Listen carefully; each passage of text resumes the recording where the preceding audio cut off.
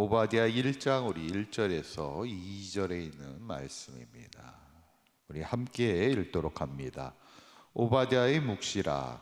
주 여호와께서 에돔에 대하여 이와 같이 말씀하시니라. 우리가 여호와께로 말미암아 소식을 들었나니 곧 사자가 나라들 가운데 보내심을 받고 이르기를 너희는 일어날지어다. 우리가 일어나서 그와 싸우자 하는 것이니라. 보라, 내가 너를 나라들 가운데 매우 작게 하였으므로 내가 크게 멸시받느니라. 아멘. 우리가 지난 시간까지 우리가 아모스의 말씀을 보게 됐는데, 아모스는 비록 유다의 목자에 불과했던 그런 사람이지만 하나님의 말씀이 그에게 임할 때 하나님의 정의와 공의가 사라지고 있는 이스라엘에 가서 하나님의 말씀을 전하던 귀한 선지자였습니다.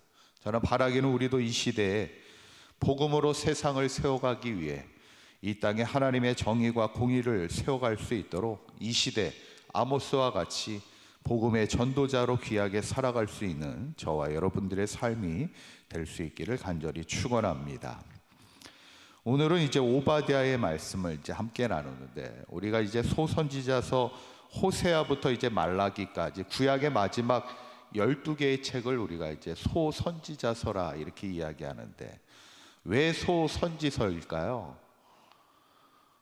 그만큼 분량이, 그분들의 어떤 능력이 작아서가 아니고 그분들의 어떤 책의 분량이, 성경의 분량이 이제 작기 때문에 우리가 이제 소선지서 이렇게 이야기를 하는데, 오바댜는 그 중에서도 가장 작습니다. 딱 한 장으로만 이제 구성이 되어 있는데, 오늘 이 말씀을 함께 나누며 은혜를 나누고자 합니다.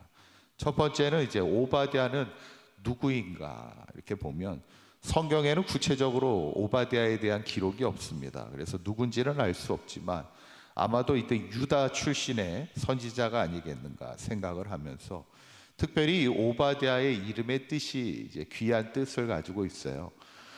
뜻을 한번 보시면 여호와의 종, 여호와를 경외하는 자, 이런 뜻을 가지고 있습니다. 그만큼 이제 오바댜가 하나님의 종으로 하나님의 부름을 받아 하나님의 말씀을 들고 하나님의 말씀을 전하는 그 사명을 이제 감당하게 되는데, 특별히 오바댜는 누구를 향해 말씀을 전하게 되냐면 1절에 있는 말씀 한번 보시면, 오바댜의 묵시라 주 여호와께서 어디에 대하여 이와 같이 말씀하신다고요? 에돔에 대하여. 그러니까 보통은 유다 땅이나 이스라엘의 하나님의 말씀을 보통 선포했는데, 오바댜라는 선지자는 에돔 땅을 향해 가서 다른 민족에 가서 하나님의 말씀을 전했던 선지자죠. 에돔은 누구의 후손들입니까? 에돔은 바로 이웃나라죠. 이스라엘의 이웃나라이면서 에돔은 누구의 후손이냐면 에서, 야곱의 형이었던, 이제 야곱이 12명의 자녀들을 통하여 이스라엘 민족을 이루게 될 때 에서의 형제, 야곱의 형이었던 에서의 민족이 바로 이제 에돔인데, 에돔이 어떤 죄가 있었을까? 어떤 심판의 말씀을 전할 수밖에 없었을까? 이스라엘의 민족이 멸망당할 때 그때 특히 에돔이 지었던 죄가 3가지가 나오는데, 11절에 있는 말씀 한번 읽어보도록 합니다. 시작. 내가 멀리 섰던 날 곧 이방인이 그의 재물을 빼앗아가며 외국인이 그의 성문에 들어가서 예루살렘을 얻기 위하여 제비 뽑던 날에 너도 그들 중 한 사람 같았느니라. 아멘. 이스라엘이 이제 멸망을 당할 때가 오죠. 바벨론의 침략을 받아서 모든 것이 다 빼앗겨 나갑니다. 그때 사람들이 어떻게 그것을 하냐면 제비를 뽑아 서로 물건들을 가져가는 거예요. 그 민족을 침범한 나라들이. 근데 그때 에돔이 어떻게 했다는 거예요? 그 제비 뽑던 날에 너도 그들 중 한 사람 같았다는 거예요. 어쩌면 자신의 어떻게 보면 형제 민족이잖아요. 그 민족이 멸망받을 때 돕지는 못할 만정 그걸 약탈해 가는 데 있어서 함께 동조하고 있더라는 거예요.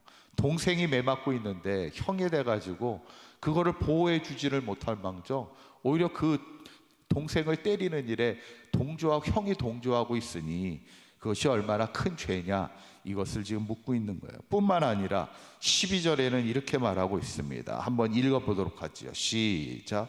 내가 형제의 날 곧 재앙의 날에 방관할 것이 아니며 유다 자손이 패망하는 날에 기뻐할 것이 아니며 그 고난의 날에 내가 입을 크게 벌릴 것이 아니며. 처음에 뭐라고 나오냐면 내가 형제의 날 곧 그 땅에 이스라엘의 재앙이 오는데 뭐 할 것이 아니며 방관할 것이 아니며. 이 방관할 것이 아니며 이 말은 뭐 하고 있었다는 얘기예요? 방관하고 있었다는 거예요. 그저 그냥 지켜만 보고 있었다는 얘기고, 특히 뭐라고 또 나오냐면 유다 자손이 패망하는 날에 뭐 할 것이 아니며 기뻐할 것이 아니며 이렇게 나오는 거예요. 이 말은 다시 말해 뭐 하고 있다는 얘기예요?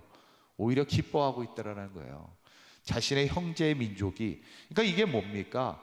더 이상 형제가 없는 거지. 서로가 그냥 죽고 죽이는 경쟁의 광고 속에서 어떻게 보면 이웃이라는 개념이 사라진 그 땅을 보게 되죠. 그때 하나님이 그 에돔의 죄를 묻겠다는 거예요. 어떻게 그 심판하실까? 15절에 있는 말씀 한번 읽어보도록 합니다. 시작. 여호와께서 만국을 벌할 가까웠나니 내가 행한 대로 너도 받을 것인즉 내가 행한 것이 내 머리로 돌아갈 것이라. 아멘. 오늘 보면 내가 행한 대로 너도 어떻게 된다고요? 그것을 그대로 받을 것이라 이렇게 얘기하는 거예요. 너가 행한 그대로 너도 그렇게 되는 거야. 이 심판의 말씀을 전하게 됩니다. 저는 오늘 이 오바댜의 말씀을 보면서 우리가 결국 내 신앙을 지키는 것도 중요하지만 뭐예요? 우리의 이웃에 대한 신앙도 중요하다는 거예요. 너 지금 이웃이 지금 고통 가운데 있고 멸망 가운데 있는데 그 멸망에 앞장서 압제하는 것도 문제지만 여기서 보면 방관하는 것도 죄라는 것이고, 특별히 어떤 이웃이 어려움을 당하는 것을 기뻐하는 그 마음을 갖는다면 그것만큼 또 큰 죄가 없음을 우리에게 말씀하고 있음을 보면서 저는 바라기는 우리 사강교회 모든 성도님들의 삶이 어렵고 힘든 이웃들에게 항상 나누고 베풀 수 있는 아름다운 삶이 되기를 원하고, 특별히 여전히 죽어가고 있는 절망 가운데 그 심판 가운데 살아가고 있는 이들을 방관하지 않고 우리가 그들을 복음으로 구원하는 일에 계속 힘쓸 수 있는 복음의 삶을 살아갈 수 있는 저와 여러분들의 삶이 되시기를 주님의 이름으로 간절히 축원합니다. 기도하겠습니다. 고맙고 감사하신 하나님, 형제 나라 이스라엘의 멸망 앞에 그것에 동조하며 그것을 기뻐하며 방관하였던 에돔 나라에 대하여 하나님은 내가 행한 대로 너도 받을 것이라 심판의 하심을 보게 됩니다. 우리가 우리의 이웃의 아픔과 어려움에 함께 나누고 돕게 하여 주셔서 방관하는 자가 되지 않게 하시고 누군가의 아픔을 기뻐하는 자 되지 않게 하여 주시고 여전히 심판과 멸망 가운데 있는 이들의 구원을 위하여 마음을 다해 복음의 사명 감당하는 우리 사강교회 모든 성도들의 삶이 되도록 인도하여 주옵소서.